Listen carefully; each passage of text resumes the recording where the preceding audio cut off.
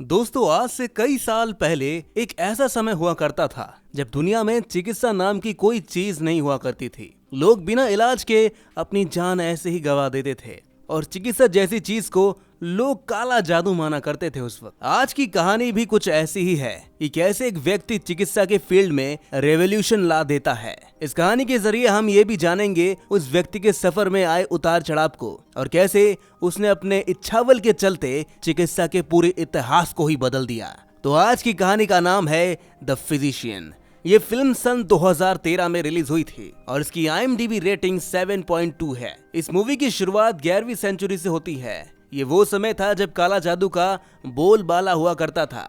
समाज के लोग काला जादू अंधविश्वास को बहुत मानते थे। इन सब के चलते हमें एक रॉब कोल नाम के एक बच्चे को दिखाया जाता है जिसके घर में वो उसकी माँ और 2 छोटे भाई बहन हैं। जब वो बहुत छोटा था तब उसके पिता की मृत्यु हो चुकी थी, तो अब वो अपना घर चलाने के लिए एक कोयले के खान में काम किया करता था और ऐसे ही उसका घर ठीक ठाक चल ही रहा था। लेकिन अचानक एक दिन उसकी माँ की तबीयत काफी खराब हो गई थी। उनके पेट में काफी दर्द हो रहा था।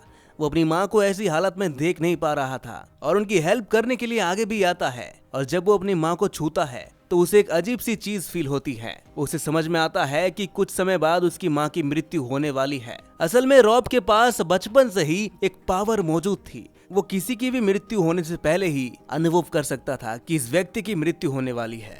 रॉब अपने माँ की ऐसी हालत देखकर जल्द से जल्द वो किसी से मदद मांगने जाता है। वो बार्बर नाम के एक व्यक्ति को अपने मदद के लिए बुलाता है जो दांत निकालने जैसी आम चीजों का इलाज करता था। रॉब उसे बुला ले आता है। बार्बर के आने पर वो देखता है कि रॉब की माँ को पेट के साइड वाले हिस्से में दर्द हो रहा है जिसे आज के भाषा में एपेंडिसाइटिस कहा जाता है। लेकिन उस जमाने में इस बीमारी का कोई इलाज नहीं हुआ करता था, तो इसी वजह से रॉब की माँ बिना इलाज के मारी जाती है। जिसके बाद रॉब और उसके भाई बहन बिल्कुल अनाथ हो गए थे। लेकिन कुछ दिनों बाद कुछ लोग रॉब के दोनों भाई बहन को अडॉप्ट कर लेते हैं, लेकिन रॉब को किसी ने भी नहीं अपनाया। जिसके बाद वो अपने अनाथ होने के साथ बेघर भी हो चुका था। अब वो मदद मांगने उस बार्बर के पास जाता है। रॉब कहता है वो उसके सारे काम कर लेगा, लेकिन फिर भी उसने रॉब को अपनाने से मना कर दिया। फिर एक दिन उसके असहाय स्थिति को देखकर बार्बर ने उसे अपने साथ रखने के लिए राजी हो गया। अब वो दोनों साथ मिलकर लोगों का इलाज किया करते थे। फिर हम देखते हैं कि अब रॉब काफी बड़ा हो चुका है। तभी हम देखते हैं कि बार्बर के पास एक वयस्क आदमी अपने दांतों के इलाज के लिए आया हुआ है। तभी इलाज करते समय रॉब को उसके मृत्यु का आभास हो जाता है, तो वो इन सब के बारे में बार्बर को बताता है, लेकिन वो उसकी बातों का विश्वास नहीं करता। तभी उसी रात रॉब के कहने के मुताबिक उस आदमी की मृत्यु हो ही जाती है। इसी की वजह से उस आदमी के घर वाले रॉब बार्बर को पीटते हैं और उन दोनों को वहां से भगा देते हैं। ऐसी वक्त बीतता रहता है। अब बार्बर को आंख से धुंधला नजर आ रहा था। असल में उसे मोतियाबिंद हो चुका था। तब वो एक गाँव में जाते हैं। तब उन्हें पता चलता है कि एक व्यक्ति है जो इस मोतियाबिंद बीमारी का इलाज कर सकता है। फिर वे दोनों उस चिकित्सक के पास जाते हैं। बार्बर पहले तो ये मानने को बिल्कुल तैयार ही नहीं था कि आंखों को चिकित्सा के जरिए ठीक किया जा सकता है। फिर हम देखते हैं कि वो डॉक्टर एक ऑपरेशन के जरिए बार्बर की आंखों को पूरी तरह से ठीक कर देता है। अब ये नामुमकिन सा दिखने वाले काम को देखकर बार्बर और रॉब हैरान रह जाते हैं। तब रॉब उस व्यक्ति से पूछता है कि ये काम आपने कहाँ से सीखा। तब वो व्यक्ति रॉब को बताता है लंदन से बहुत दूर पार्शिया देश के एस्वाहन नाम का एक शहर है जहाँ आइबियन सीना नाम का एक डॉक्टर है। वे समस्त बीमारियों का इलाज कर सकते हैं। उसी शहर में उनका एक हॉस्पिटल है जहाँ वे सभी का इलाज करते हैं और मेरे जैसे लोगों को वहाँ पर सिखाया जाता है। ये सुनकर रॉब तय करता है कि वो आइबियन सीना से चिकित्सा की कला सीखने जाएगा। लेकिन वो डॉक्टर रॉब को सावधान करता है। वो बताता है कि उसे आइबियन सीना तक पहुँचने में 1 साल से ज्यादा लग जाएगा और जब वो इजिप्ट पहुँचेगा तो उसे वहाँ के लोग मार देंगे, क्योंकि वो एक मुस्लिम देश है जहाँ सिर्फ यहूदी लोग जा सकते हैं पर क्रिश्चियन नहीं। उनके वहाँ जाने पर उसे जान से मार दिया जाएगा। ये सुनकर वो परेशान हो जाता है, पर फिर भी वो वहाँ पर जाने के लिए तैयार है। रॉब बार्बर को भी अपने साथ चलने के लिए बोलता है, लेकिन बार्बर उसके साथ जाने को तैयार नहीं था। इसलिए अगले दिन वो अकेले ही सफर पर निकल पड़ता है। ये सफर इतना आसान नहीं था। वो कुछ यहूदी लोगों के साथ यहूदी बनकर एस्वान के सफर पर निकल पड़ता है।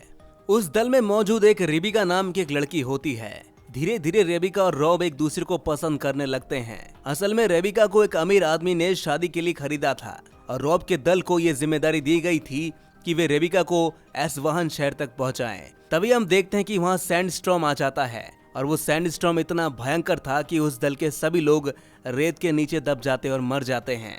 उस दल में सिर्फ रॉब और एक व्यक्ति ही जिंदा बचते हैं। अब वे फिर से एस्वाहन की सफर में निकल पड़ते हैं, लेकिन अब उनके पास खाने और पीने के लिए कुछ भी नहीं बचा था, जिसे रॉब का साथी भी तड़प तड़प कर मर जाता है। फिर वो जैसे तैसे उस शहर तक पहुंचता है। फिर अगले दिन वो आईबीएन सिन्हा से मिलने उस हॉस्पिटल में जाता है, तो उसे वहाँ एक व्यक्ति मिलता है जो उससे कहता है कि अगर इस हॉस्पिटल में उसे भर्ती होना है तो उसे किसी की सिफारिश लानी होगी या पैसे देने होंगे। रॉब के पास तो दोनों ही ऑप्शन नहीं था, तो वो आदमी अपने पहरेदारों द्वारा रॉब को बहुत पीटता है और उसे वहाँ से बाहर निकाल दिया जाता है।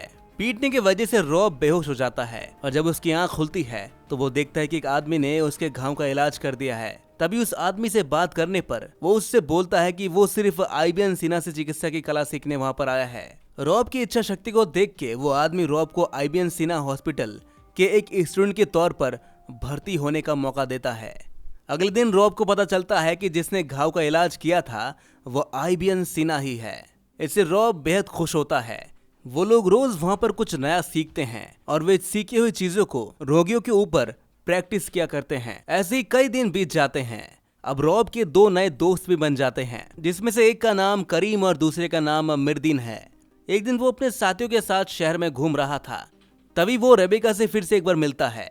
वो उस सैंडस्टॉर्म से बच गई थी, लेकिन अभी उसकी शादी वहाँ के एक अमीर आदमी से होने वाली है। इससे वे बेहद दुखी हो जाता है और एक दूसरी लड़की के साथ समय बिताने चला जाता है। लेकिन जब उस लड़की को वो छूता है तो उसे आभास हो जाता है कि उसकी जल्द ही मौत होने वाली है।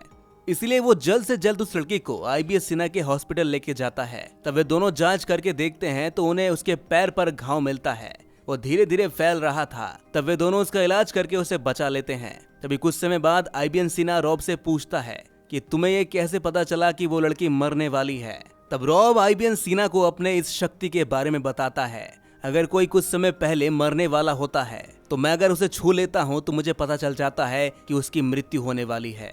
कई साल पहले जब मेरी माँ भी बीमार थी तो मुझे इसका पता पहले ही लग गया था कि मेरी माँ अब मरने वाली है। मेरी माँ को आज से कई साल पहले अपेंडिसाइटिस नाम की एक बीमारी हुई थी, लेकिन मैं उन्हें बचा नहीं पाया। लेकिन मैं उस बीमारी का ट्रीटमेंट सीखना चाहता हूँ ताकि मैं लाखों लोगों की मदद कर सकूं। तब वो रॉब को बोलता है अब इस बीमारी का इलाज करना मुमकिन नहीं है। इस बीमारी का इलाज करने के लिए इंसान के शरीर को काट कर उसका इलाज करना होगा, लेकिन हमारे धर्म में इंसान के शरीर को काटने की इजाजत नहीं है। हम चाहकर भी इसका इलाज नहीं कर सकते। अब यहाँ का राजा, जिसका नाम शाहलदौला है, वो आईबीएन सिन्हा को अपने महल में बुलाता है। असल में उस राजा के हाथ में चोट लग गई थी, जिसके इलाज के लिए राजा ने आईबीएन सिन्हा को बुलाया था। वही हम देखते हैं कि सेल्जोक्स की सेना राजा की सेना के साथ समझौता करना चाहती है, लेकिन राजा की सेना साफ साफ मना कर देते हैं। सेल्जोक्स के राजा को बहुत गुस्सा आता है और वो प्लेग से इन्फेक्टेड आदमी को जानबूझकर राजा के शहर में भेज देता है, जिससे पूरे राज्य में महामारी फैल जाती है, जिससे उस राजा के लोग बीमारी के कारण मरने लगते हैं और राज्य की हालत बहुत खराब होने लगती है। आईबीएन सिन्हा और उसके स्टूडेंट्स लोगों का इलाज करने में लगे होते हैं। फिर रेबिका भी इस बीमारी से इन्फेक्टेड हो जाती है और वो भी इस हॉस्पिटल में भर्ती हो जाती है। और अब रॉब बाकी लोगों के साथ साथ रेबिका का भी ख्याल रखता है, लेकिन वे इस रोग के बारे में कुछ भी नहीं जानते थे। लेकिन पता करने की कोशिश करने पर रॉब को पता चलता है कि ये बीमारी चूहों की वजह से फैल रहे हैं। वो इसके बारे में आईबीएन सिन्हा को बताता है। तब वे वहाँ के सारे चूहों को मार देते हैं और लोगों की लाशों को दफनाने की जगह जला देते हैं ताकि ये बीमारी आगे ना फैले। इसकी वजह से धीरे धीरे राज्य की हालत सुधरने लगती है और सभी ठीक होने लगते हैं। रेबिका भी अब पूरी तरह से ठीक हो चुकी थी। उसका पति उसे छोड़कर जा चुका है, इसलिए अब रॉब और रेबिका दोनों एक दूसरे से प्यार करते हैं। लेकिन महामारी के खत्म होने के बाद जो इस शहर को छोड़कर जा चुके थे वे वापस आने लगते हैं, जिसमें रेबिका का पति भी वापस आता है और मजबूरन उसे अपने पति के साथ रहना पड़ता है। वही हम देखते हैं हॉस्पिटल में एक दिन अपेंडिसाइटिस का एक पेशेंट आता है। रॉब उसके शरीर को काट नहीं सकता था, इसलिए उसे बचाया नहीं जा सकता और उसकी मृत्यु हो जाती है। लेकिन रॉब उस लाश को छिपा देता है और उस लाश को काट कर शरीर का अध्ययन करने लगता है। वो शरीर के सभी ऑर्गन्स का ड्राइंग बनाता है और इसी के साथ वो शरीर के किस हिस्से में अपेंडिसाइटिस होता है ये भी पता कर लेता है। अगले सीन में हम देखते हैं कि इसके बारे में उस शहर के मुस्लिम लोगों को पता चल जाता है। वे रॉब और आईबीएन सिन्हा दोनों को गिरफ्तार कर लेते हैं और मौत की सजा सुनाते हैं। तभी उस राज्य के राजा की तबीयत काफी खराब होने लगती है। दरअसल उसे भी अपेंडिसाइटिस हुआ था। इसी कारण राजा के सेना आईबीएन सिन्हा और रॉब को मुल्लास के चुंगल से छुड़ा ले आता है। उन दोनों को राजा के पास ले जाया जाता है। तब रॉब राजा से कहता है, हम तुम्हारा इलाज कर सकते हैं, लेकिन इसके लिए हमें आपके शरीर को काटना होगा।